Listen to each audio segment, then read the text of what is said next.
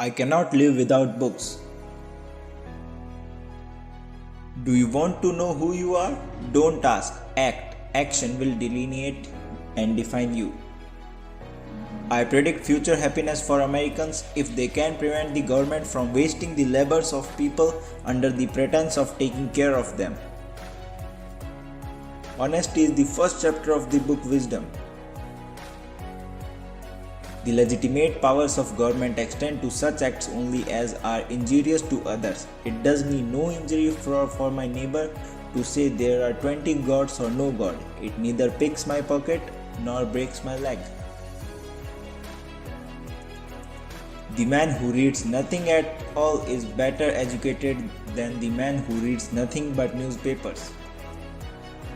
I sincerely believe that banking establishments are more dangerous than standing armies, and that the principle of spending money to be paid by posterity under the name of funding is but swindling futurity on a large scale.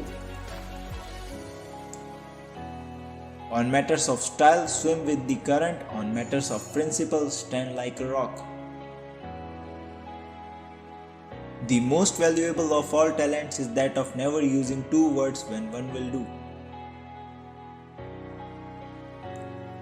I am a greater believer in luck, and I find the harder I work, the more I have of it. We in America do not have government by the majority, we have government by the majority who participate. I would rather be exposed to the inconveniences attending too much liberty than to those attending too small a degree of it. Our civil rights have no dependence on our religious opinions any more than our opinions in physics or geometry.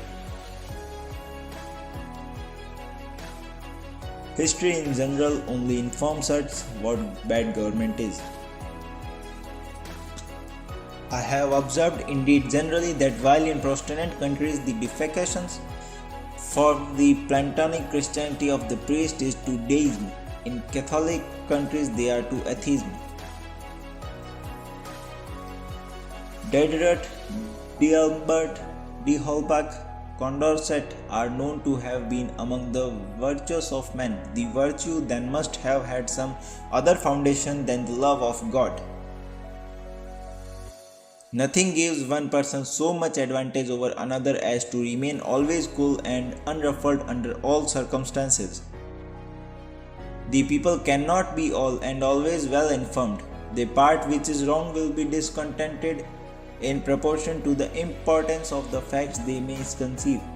If they remain quiet under such misconceptions, it is lethargy, the forerunner of death to the public liberty.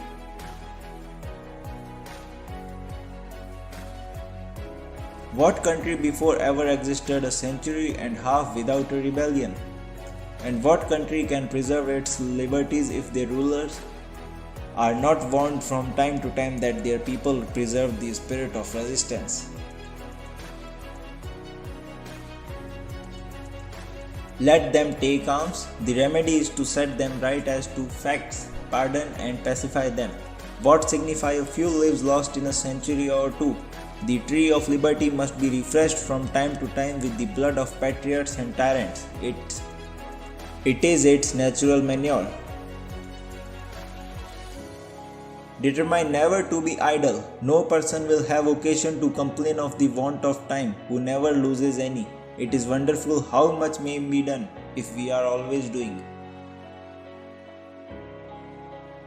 I had rather be shut up in a very modest cottage with my books, my family and a few old friends dining on simple bacon and letting the world roll on as it liked, than to occupy the most splendid post which any human power can give. If a nation expects to be ignorant and free in a state of civilization, it expects what never was and never will be. I hold it that a little rebellion now and then is a good thing and as necessary in the political world as storms in the physical. Unsuccessful rebellions indeed generally establish the encroachments on the right of the people which have produced them.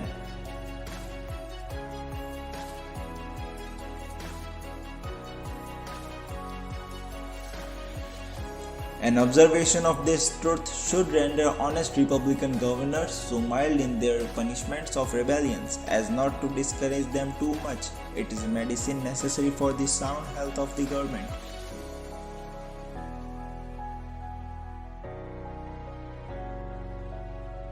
We took the liberty to make some enquiries concerning the ground of their pretensions to make war upon nations who had done them no injury, and observed that we considered all mankind as our friends who had done us no wrong nor had given us any provocation.